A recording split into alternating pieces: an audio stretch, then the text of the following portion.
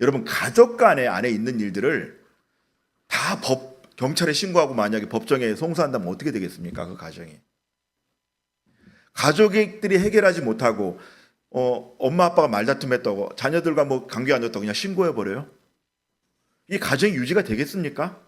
지금 이 얘기하고 있는 거예요. 지금 어려운 얘기 아니라 이 얘기하고 있는 겁니다.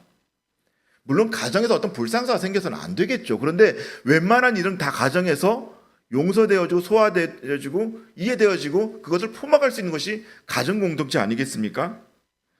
이 역량이 가정에 없을 경우 문제가 생긴 겁니다. 가장의 권위가 무너진 거고요. 가정 공동체의 그 역할들이 무너진 거예요. 교회에서 이런 것들이 무너진 것에 대해서 지금 이야기를 하고 있는 겁니다.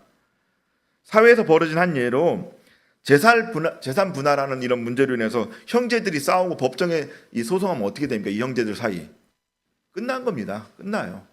다시 화해가 일어나지 않습니다. 그 안에서 벌어져서 끝내는 것이 아니라 끝나버립니다. 실제로 제가 이거 한 본 것 중에 그 가족 간에 이렇게 형제 간에 이 재산 소송이 걸린 경우가 있었어요.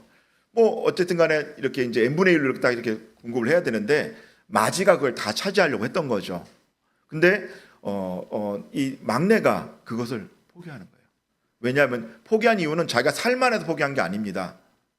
이 사람이 포기한 것은 마지하고 둘째는 하나님을 믿지 않아요. 그 막내는 하나님을 믿는 사람이었고, 그러니까 이 관계가 깨어지지 않게 해서 본인이 내어놓은 겁니다. 좀 놀라운 일들을 봤어요. 법적으로 해서 만약에 이걸 분쟁을 갖다 해결하려고 했다라면 아마 가족 관계 끝났을 겁니다. 지금 시간이 지나고 나서 그렇게 했던 그 막내, 그 하나님 어떻게 되겠습니까? 그 하나님을 이 마지하고 둘째들이 섬기게 되는 거예요. 하나님 사람은 다르구나 생각하게 되는 겁니다. 지금 이 얘기하는 거예요. 근데 교회 내에서 이런 일들이 안 벌어지는 거죠. 작은 분쟁 가지고 법정 끌고 가는 거예요. 그렇기 때문에 바울은 교회 내에서 문제를 해결할 때 그리스도인의 문제는 내부적으로 하나님 나라의 관점에서 해결할 수 있어야 건강한 공동체가 된다는 것을 이렇게 피력하고 있는 겁니다. 이 시대에도 자체적으로 해결하지 못하고 세상 법정으로 소송을 이어가므로 교회가 얼마나 힘들어지고 어려운 일을 당하고 또 힘을 잃는 경우가 많습니까?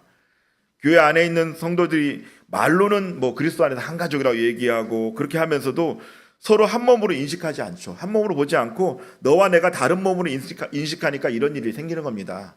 저 사람 나하고 관계없는 사람이라 하다 보니까 작은 일에도 화를 내고 분을 내고 해결 안 되면 세상의 법정 끌고 가는 거죠. 신고하는 거죠.